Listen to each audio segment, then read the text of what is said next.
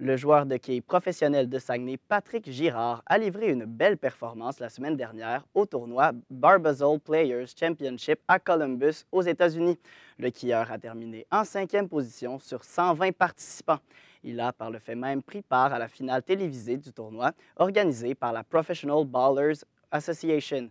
Avec cet exploit, Patrick Girard a mis la main sur une somme de 10 000 dollars. Mon collègue Emmanuel Renaud s'est entretenu avec lui aujourd'hui. Patrick Girard, bonjour. Salut, ça va bien? Oui, ça va très bien. Patrick, tu as fait tout un exploit en fin de semaine au tournoi à Columbus. Est-ce que tu peux nous expliquer comment ça s'est déroulé? Tout d'abord, le classement. Comment ça s'est déroulé? C'était bien facile. On avait 6 rondes de 5 parties divisées en 3 jours. On commençait le mardi. Alors, on faisait 2 blocs par jour de 5 parties. Ça faisait 10 parties par jour. Au terme de ces 6 blocs-là, les 5 meilleurs accédaient à la finale nationale télévisée à ESPN sur le circuit au réseau américain. Fait que, ça a commencé avec les 2 premiers blocs, plus 343 en 2 blocs. On parle toujours de 200 de moyenne. 200, c'est la base, donc c'est 0, even. Fait que moi, j'ai fait plus 343 de ça. J'étais 8e au terme de la journée. Le lendemain, j'ai eu 2 bons blocs. Je peux pas exactement me rappeler des scores. Je pense que c'était plus 701 que j'étais après 2 jours. Puis j'étais au 8e rang encore. Le lendemain matin, j'ai joué plus 84 pour être 15e. Puis le soir, là, il remet tous les joueurs en ordre de 1, 2, 3, 4, 5 jusqu'à 120. Puis on jouait avec nos partenaires, dans le fond. Moi, je jouais avec le 14e, 13e, 12e, 11e, 10e. Et puis là, on jouait 5 parties encore. Ces 5 parties-là, j'ai joué plus 223, puis ça m'a amené au 4e échelon, pour me classer pour la finale nationale. Et puis là, vous avez participé justement à la finale télévisée à ESPN, le canal américain. Comment ça s'est passé? Est-ce qu'on était stressé? C'est sûr qu'au début, il y avait beaucoup de papillons, c'était très énervant. Ça faisait quand même 13 ans que je n'avais pas participé à une finale télévisée. La dernière fois, c'était en 2005, en février. Alors, c'est sûr qu'au début, c'était pas évident. Par contre, un peu durant la partie, je me suis même amusé à danser un peu avec la foule dans le break commercial. Puis ça a chassé la nervosité. C'était pas tout à fait facile. J'ai pas lancé une excellente partie à la télévision, mais ça passe vite. C'est 15-20 minutes, puis c'est parti.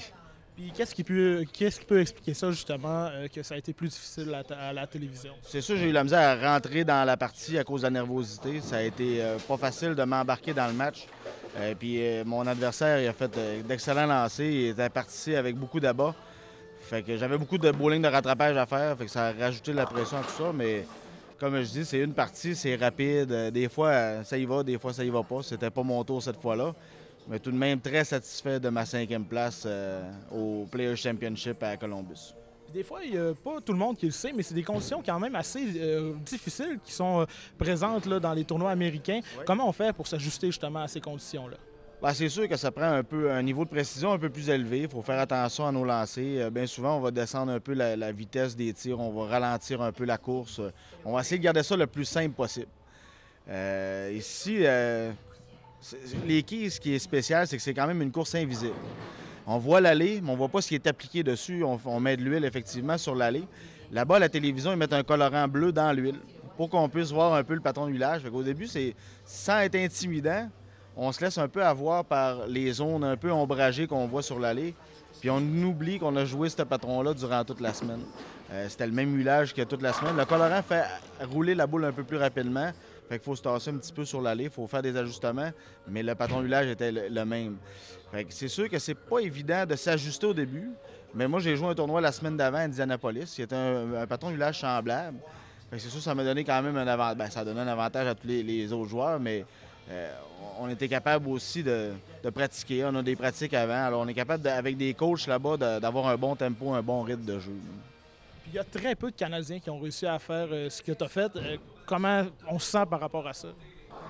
Moi, je me vois comme un autre joueur de quilles. Je ne me vois pas nécessairement comme un des rares Canadiens ou peu importe. Je suis rendu là, j'ai travaillé pour, j'ai pratiqué fort. On a des gars comme François Lavoie, qu'eux autres, lui, s'est exilé un peu aux États-Unis, mais c'est un Québécois de souche. C'est un des meilleurs joueurs au monde présentement, c'est indéniable. On a Graham Fa qui est très, très bon aussi. Le premier de l'histoire, premier Canadien de l'histoire à avoir gagné un titre sur la PBA à ce même tournoi, le Players Championship, il y a 2 ans. On a des gars comme Zach Wilkins, mon partenaire en double. On a joué aussi un tournoi en double là-bas. très bons skieurs. Au Canada, on a un très bon bassin. C'est juste une question de temps avec qu'on en voit de plus en plus à la télévision. Là. Un gars comme David Simard, probablement que s'il serait là régulièrement, c'est le champion canadien, je pense, 3 années de suite. S'il serait là plus régulièrement, il viendrait qu'à se faire un peu la main puis il finirait par réussir des bonnes choses. C'est pas évident. On se laisse impressionner quand même, ça reste les meilleurs joueurs au monde. Quand on va faire des compétitions de type international où ce qu'on représente notre pays, c'est les 6 meilleurs de chaque pays, mais ça ne veut pas nécessairement dire que c'est tous les meilleurs au monde qui sont là parce que, exemple, moi, personnellement, ça fait 6 ans que j'ai choisi de ne plus représenter mon pays. Ça coûte extrêmement cher. Fait que c'est une décision personnelle que j'ai prise. Il y a beaucoup de gens que je sais qui sont dans ma situation qui ne vont plus représenter leur pays. Par contre, le circuit américain professionnel, ça n'a pas le choix d'être les meilleurs au monde, là, c'est tous les joueurs professionnels. Et puis rapidement, Patrick, c'est quoi les prochains tournois qui s'en viennent? Prochain tournoi, USBC Masters du 8 au 15 avril. Ensuite, on va avoir le US Open au mois d'octobre. C'est pas mal ça, ma cédule cette année. Présentement, la PBA, on n'a pas plus de dates que ça. Fait que ça va être ça pour moi. Merci beaucoup. On s'entretenait avec Patrick Girard, qui est professionnel sur le circuit de la PBA.